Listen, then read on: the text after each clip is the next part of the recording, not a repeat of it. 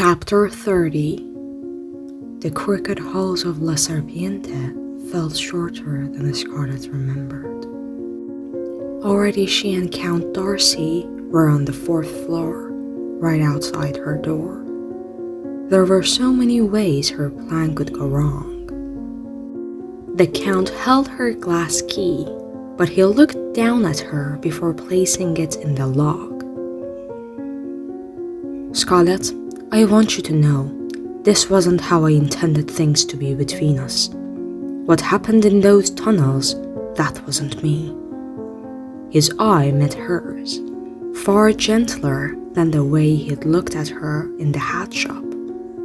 For a moment, she could almost see something beneath his over-polished appearance, as if it was just another type of coat he wore for show, and in reality, he was as trapped as she was. This marriage is very important to me. The thought of losing you made me go a little mad. By the time we were in the tunnels, I wasn't thinking clearly. But things will be different once we're married. I'll make you happy, I promise. With his free hand, the Count brushed the silver lock of hair from her face, and for a dreadful moment, Scarlett feared he was going to lean down and kiss her. It took every ounce of the strength she'd gained this last week not to run or cringe. I believe you, Scarlett said, though no words could have been further from the truth. She knew what happened in the tunnels could drive people to madness, twist their fear to make them do things or allow things they might not normally. But even if he kept her safe from this point on and never lifted a finger against her, no universe existed where Count Nicholas Darcy would ever make Scarlett happy. Not when the only person she wanted to be with was Julian. Fear clutched her insides as the Count opened the door to her room. Again, she thought of all the ways her plan could go wrong. She could have misread Julian. Julian could have misread her. Her father could come back and listen on the other side of the door.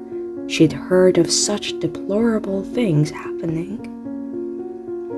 Her palms grew sweaty as she followed the Count into the heated chamber. The massive bed, which had looked so inviting the first time she'd seen it, now looked like a silent threat. Its 4 wooden posts made her think of a cage. She imagined the Count drawing the curtains and trapping her inside. She glanced at the wardrobe, hoping Julian would appear from the hidden door on the other side, or possibly burst out from inside. It was large enough to hold a person, but the doors were shut and they remained that. It was only Scarlett and the Count and the bed. Now that it was just the two of them, the Count moved differently. His overbred sophistication was completely gone, replaced with clinical precision, as if this were a business matter he needed to wrap up. He took off his gloves first, dropping them on the floor. Then he began undoing the buttons of his waistcoat, creating tiny pops that made Scarlett want to retch. She couldn't do this. Watching her father hurt Julian, Scarlett had finally understood what Julian had been trying to tell her in the tunnels earlier. She had grown up thinking her father's abuse had been her fault, the result of what happened when she made a mistake. But now she could clearly see her father was responsible. Nobody deserved his punishments. This was wrong too. When she'd kissed Julian, it had felt right. Two people choosing to give tiny, vulnerable parts of themselves to each other. That's what Scarlett wanted. That's what she deserved. No one else had the right to decide this for her. Yes, her father had always treated her like a possession, but she was not a thing to be bought or sold. Before, Scarlett had always felt as if she didn't have choices, But now she was starting to realize that she did. She just needed to be bold enough to make the difficult ones. Another pop. The Count had moved on to the buttons of his shirt, and he was looking at Scarlett as if he were getting ready to take off her damp gown as well and complete this transaction. "It's chilly here, don't you think?" Scarlett grabbed the fireplace poker and stoked the logs, watching the fire skip over the metal until it turned shades of brilliant orange-red, the color of bravery. "I think you've stoked it enough." The Count placed a firm palm on her shoulder. Scarlett spun around and aimed the red-hot poker at his face. "Don't touch me." "Sweetheart?" He appeared only mildly surprised and not nearly as frightened as she would have liked. "We can take things slowly if you want, but you should put that down before you injure yourself." "I can imagine not to hurt myself." Scarlett inched the fireplace rod closer, stopping right below his bright green eye. "But you might not be so lucky. Don't move or breathe a word unless you want a scar on your cheek that matches Julian's." The Count's breathing hitched, yet his voice was unnervingly even as he said, "I don't think you realize what you're doing, sweetheart." "Stop calling me that! I'm not yours, and I'm very aware of my actions. Now get on the bed."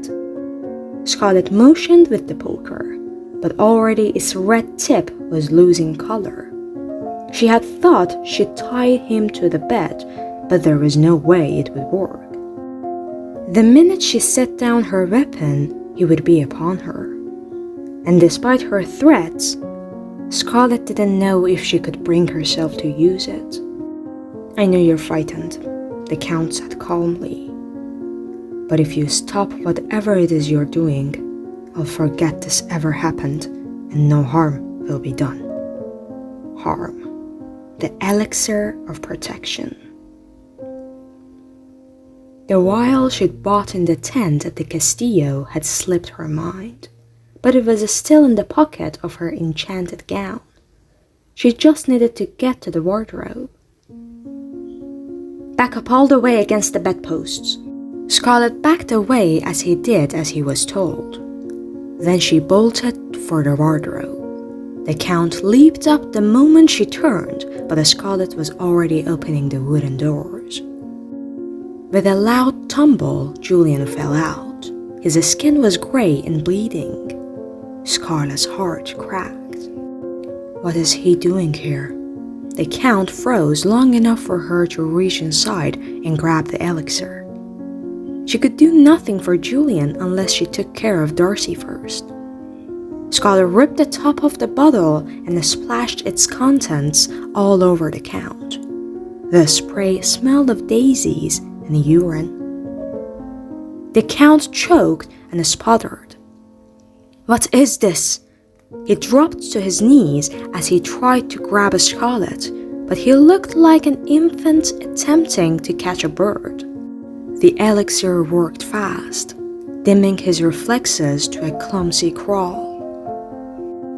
"You're making a mistake," he continued, wilting to the floor as Scarlett rushed to Julian's side. "This is exactly what legend wants." The Count slurred, lips going numb like the rest of his body.